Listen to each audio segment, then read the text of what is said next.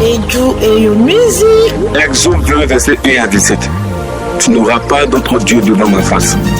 Honore ton père et ta mère. Tu ne feras point de mal taillé.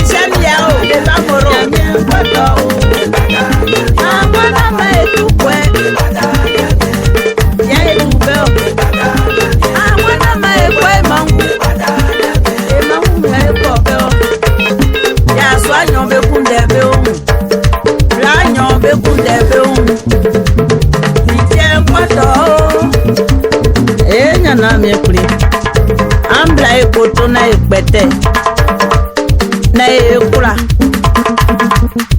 tesangoni etiokai misrao esinyamye misrao esinyamye bobo jauzie bokani kwajainu bo auzimukae nyamisu baba umrosalu nyame jukabe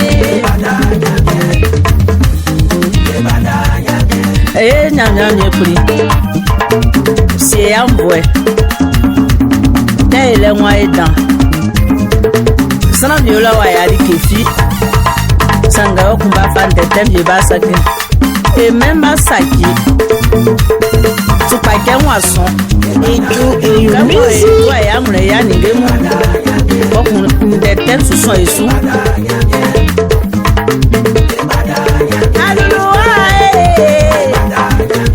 Yete maite, benemle nyamie, yete maite, ananga manyamie, yete maite,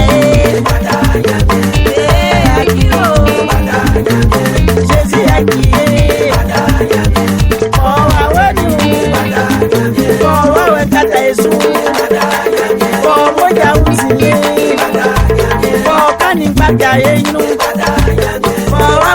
Yesu yamuna nuya ete